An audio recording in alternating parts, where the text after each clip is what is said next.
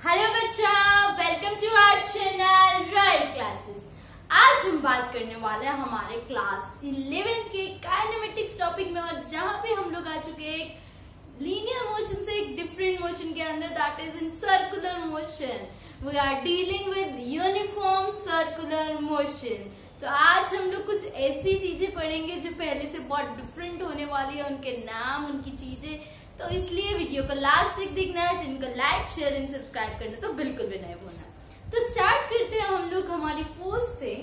जैसे हम लोगों ने स्टार्ट किया था काइनेमेटिक्स, आया था मोशन इन स्ट्रेट लाइन, उसमें हमने बात की थी डिस्टेंस, यहीं से स्टार्ट हुए थे ना, distance, displacement, speed, velocity, acceleration. अब उन्हीं चीजों को हम लोग प्लेन के साथ साथ किस में ले आएंगे, इन यूनिफॉर्म सर्कुलर मोशन। तो सबसे पहला जो हमारे पास नाम आता है वो इसके अंदर आता है एंगुलर डिस्प्लेसमेंट।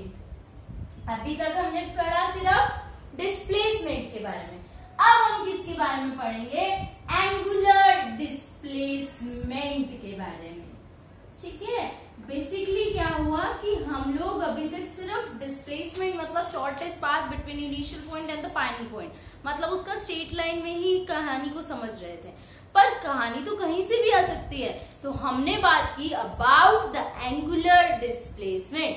एंगुलर डिस्प्लेसमेंट होता क्या है, तो हमने देखा सबसे पहली बार angular displacement when we moving around a circular path. जब हम कहाँ पे मूव कर रहे हैं, around a circular path, the angle traced by the radius vector. ये हमारे पास क्या है, रेडियस है, सेंटर से जो लाइन ले ली हमने दैट इज रेडियस। तो angle between the radius vector that is known as theta. Theta क्या है, एंगल बिटवीन द रेडियस, ये रेडियस है हमारे पास, angle between the radius vector.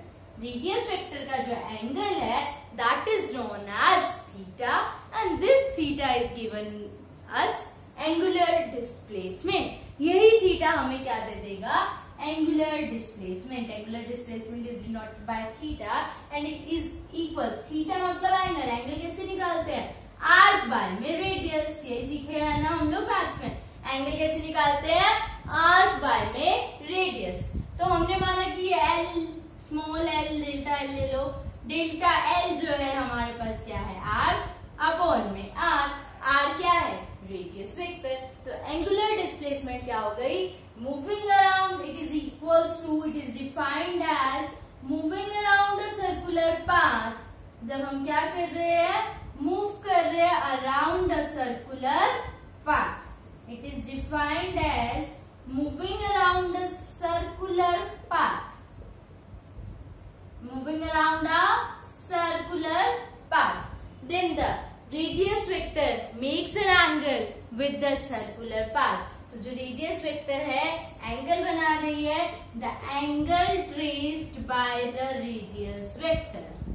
ठीक है, जो एंगल ट्रेस हो रहा है by the radius vector is equals to theta, and theta is what, theta is the angular displacement and that is equals to arc by में radius. तो theta का यहाँ पे फॉर्मूला बन गया एल बाय में आर। ये हमेशा एक वेक्टर क्वांटिटी होगी, वैसे भी डिस्प्लेसमेंट है, displacement is a vector quantity, और ये हमारे पास एंगल बता रहा था, एंगल तो हमारे पास क्या देगा, साथ ही साथ एंगल देते ही हम लोग क्या कहते हैं, एंगल क्या दे देता है, डायरेक्शन। रिजल्टेंट वाले में मैग्नीट्यूड निकालना होता था तो R equals to A square plus B square plus 2ab cos theta, but resultant का मैग्नीट्यूड डायरेक्शन निकालना होता था तो हम लोग नाम क्या ले लेते थे, डायरेक्शन के लिए हमेशा आ जाता है हमारा एंगल।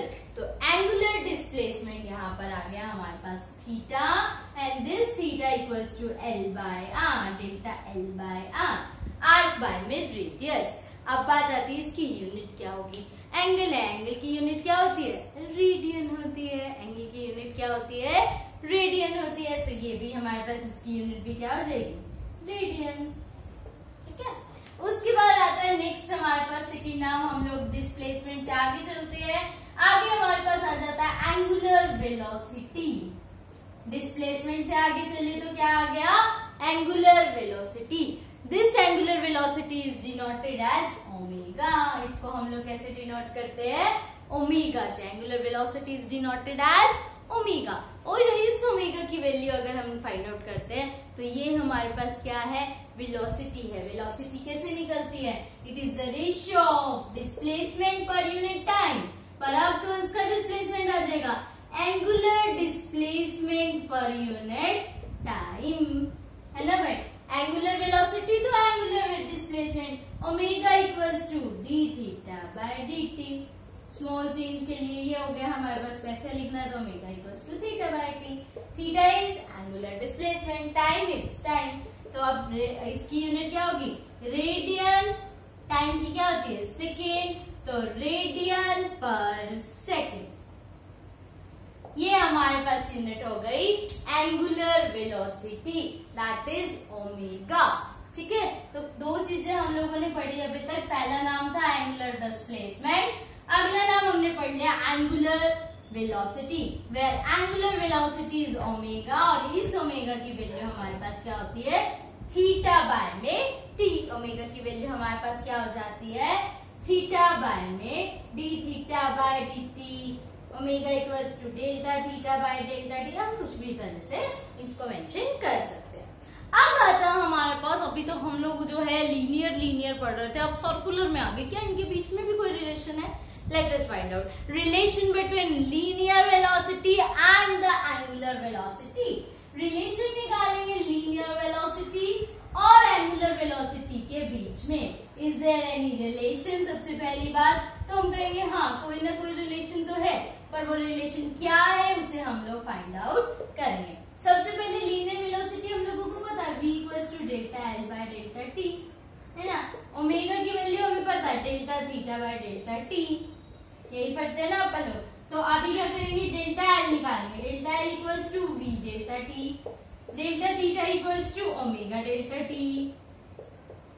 आर्क पता था, एंगल क्या होता था? Angle equals to arc by में रेडियस, ऐसा ही था ना? अब एंगल तो मुझे पता है थीटा, तो थीटा क्या हो जाएगा? Omega delta T. आर्क क्या हो जाएगी? वी डेल्टा टी अपॉन में आर। डेल्टा टी से डेल्टा टी कैंसिल हो गया, तो v की वैल्यू आ गई omega R. v is the linear velocity and omega is the angular velocity. तो लीनियर वेलोसिटी से एंगुलर वेलोसिटी लेनी है तो सिर्फ एक ही चीज करनी पड़ेगी, r से मल्टीप्लाई। जैसे ही r से मल्टीप्लाई कर दिया हमारे पास लीनियर वेलोसिटी क्या बन जाएगी? Angular velocity.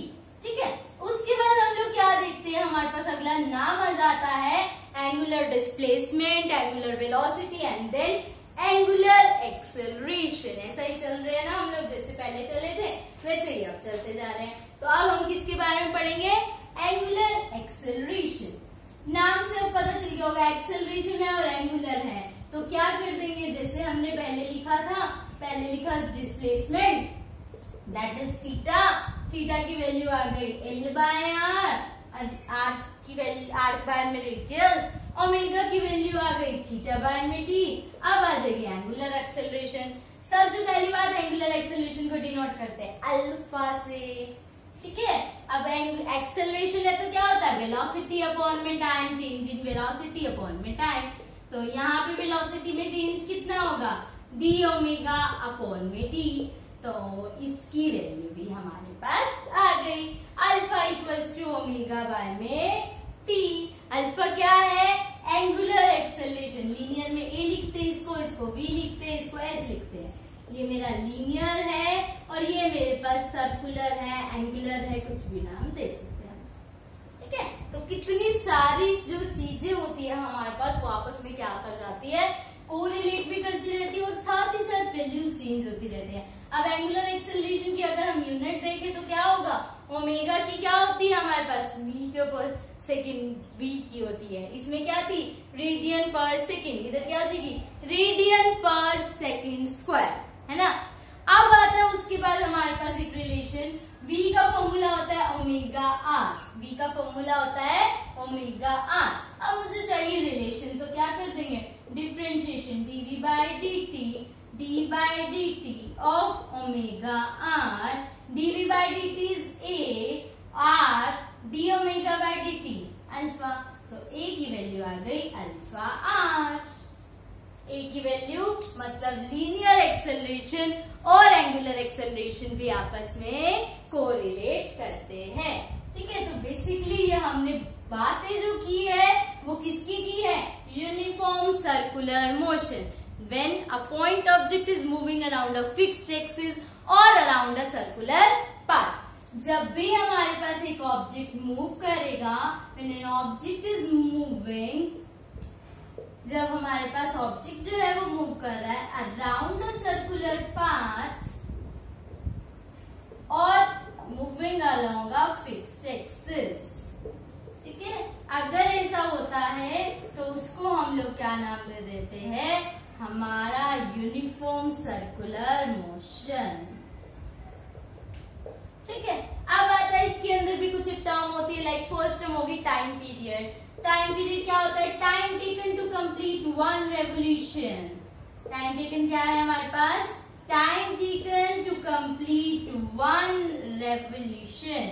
एक रेवोल्यूशन कंप्लीट करने में जितना टाइम लग रहा है उसको हम लोग बोल देते हैं टाइम टेकन। अगला नाम आया फ्रीक्वेंसी। फ्रीक्वेंसी हमारे पास क्या होती है, 1 by time period. Number of oscillation, number of circular motion in 1 second, number of circular motion या सर्कल्स इन 1 सेकेंड, उसको हम लोग क्या नाम दे देते हैं, फ्रीक्वेंसी। और फ्रीक्वेंसी मेरे पास क्या हो जाती है, टी। उसके बाद एक रिलेशन आता है, ओमेगा को हम लिखते हैं थीटा बाय टी, या फिर इसको लिख देते हैं 2 पाई बाय टी, कुछ भी आप इसको मेंशन कर सकते हो। थीटा इज एंगल और पूरा एंगल हमारे पास सर्कल कितना बना लेता है, यहाँ से पाई बाय 2 मतलब 90 पाई, 3 पाई बाय 2 एंड 2 पाई, तो ओमेगा को हम लिख सकते हैं और 2 pi by T for a complete circular motion. ये था बेसिकली सर्कुलर मोशन के बारे में एक आइडिया जिसके बारे में आपको पता होना चाहिए। आगे हम जब रोटेशनल मोशन पढ़ेंगे तो इसके बारे में सब कुछ ब्रीफ में आएगा, तो उसको पढ़ने के लिए चैनल को लाइक, शेयर एंड सब्सक्राइब करना बिल्कुल भी नहीं भूलें। Thank you.